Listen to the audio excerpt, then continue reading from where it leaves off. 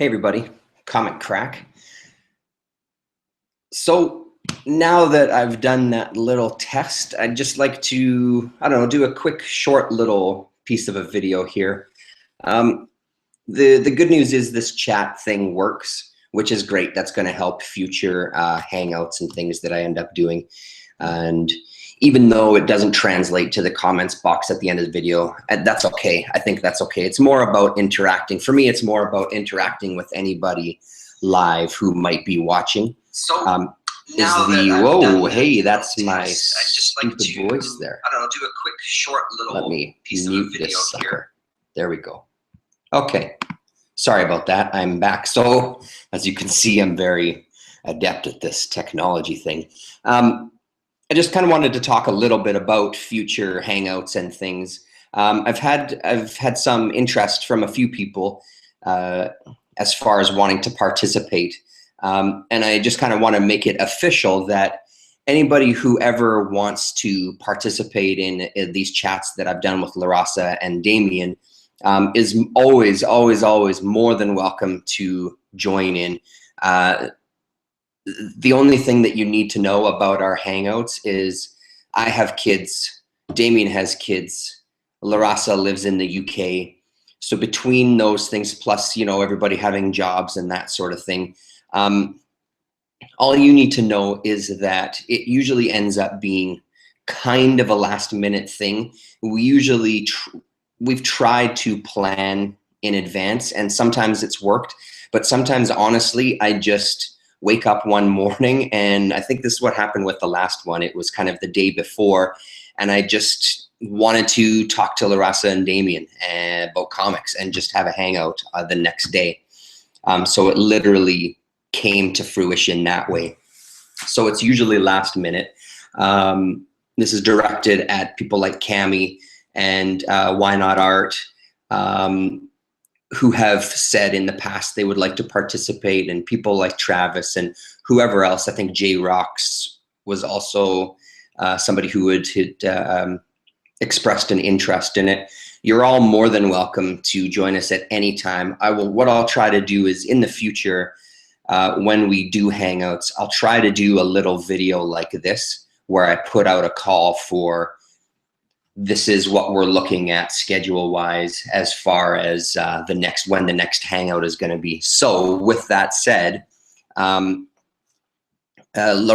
and I had talked about the possibility of this Sunday coming up, which is, what's the date today is?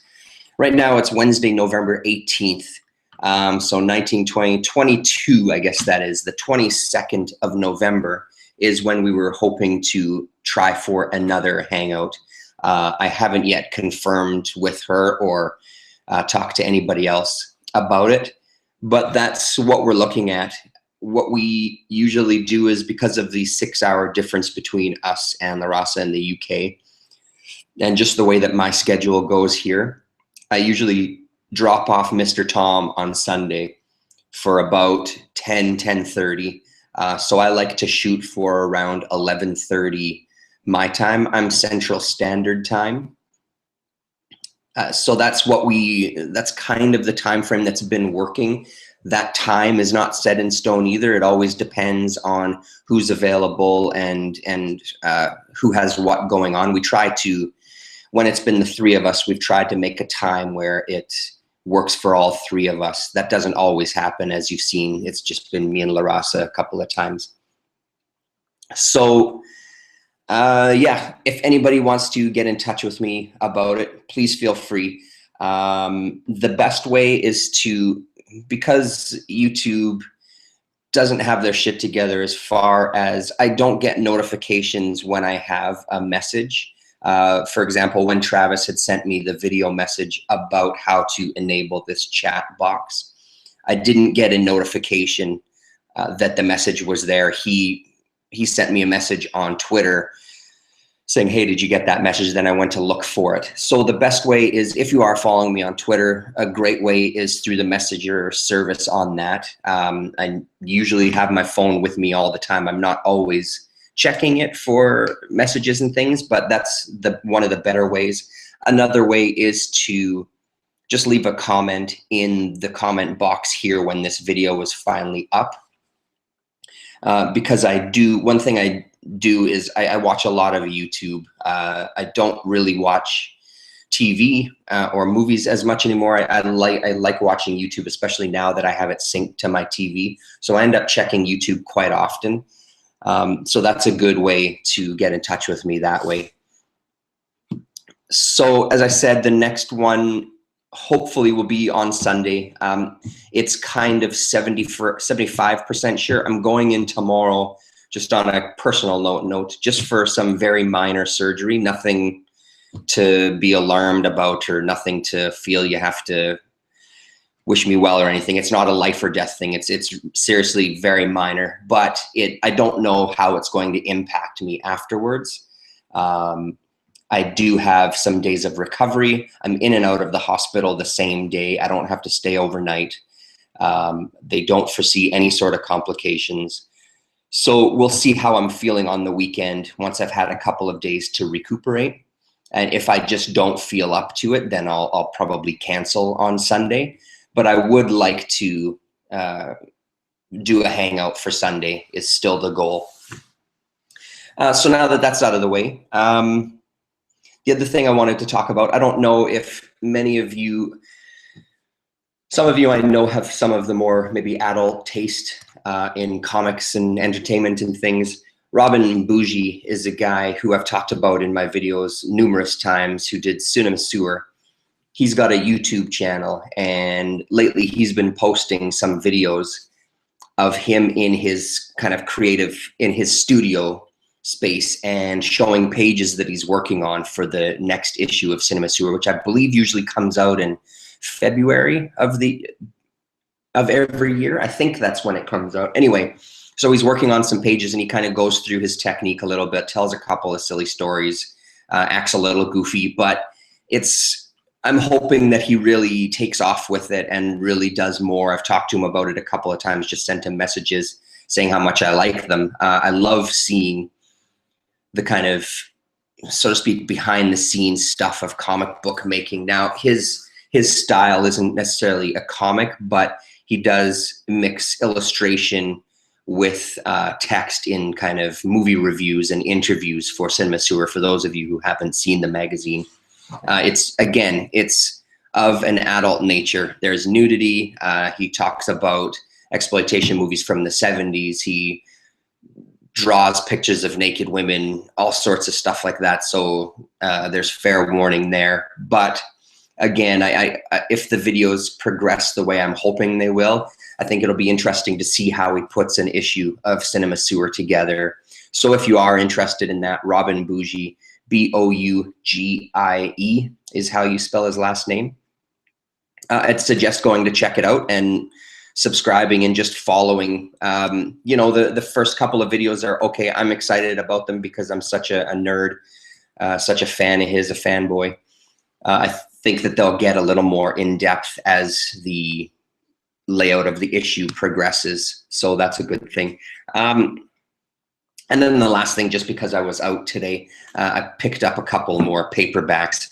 I started reading Harry Harrison's The Stainless Steel Rat that I have. I got about 30 pages into it this morning.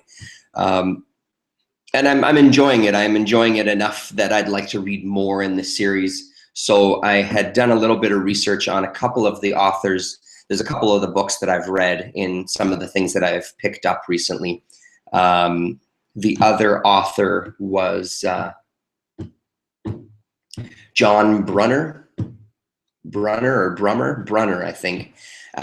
One of the books I had from him was a collection of 3 short stories. I finished the first short story and liked it enough that I went online to look at what else he's done and what else comes highly recommended from these authors, and made myself a little list. I wasn't able to find any of his books, unfortunately, but I did find a couple of more Harry Harrison books, and one of them being this one, The Adventures of the Stainless Steel Rat, and this includes The Stainless Steel Rat, The Stainless Steel Rat's Revenge, and The Stainless Steel Rat Saves the World. So his first 3 books into one 400-page paperback for, I think it was $3 this one. So basically $1 a book, which is pretty great. The first 30 pages of Stainless Steel Rat, they didn't blow my mind by any stretch, but they're entertaining enough so far. And I like the premise enough. And I think, like I'd said once before, maybe it was just on Twitter, because I have that Ares magazine game that's The Return of the Stainless Steel Rat, I thought reading a couple of the books, or at least one of the books, might kind of add to the overall flavor of the game for me. So that's my hope with this one. And then the other one I got was another collection. This one was $2. This is the Deathworld trilogy of books, again, put into one volume. I don't know if the whole series was only 3 books. I'm new to a bunch of these names, his being one that I'm definitely new to. This 438 pages long, so we'll see what that's like. 5 minutes in a meadow on Pyrrhus is like a century of global war on other worlds. It's a planet where all life, plant and animal, has evolved into lethal terrors, where all humanity lives barricaded in one fortress city. I kind of like the ideas of nature reclaiming the world. It's one that was explored pretty nicely in Swamp Thing, in Alan Moore's Swamp Thing at some point, when he just kind of expressed how easily he could just kind of reclaim the planet. I like that kind of stuff. So we'll see how those are. $5 well spent, I think. The one comic that I did pick up today, actually I picked up a couple.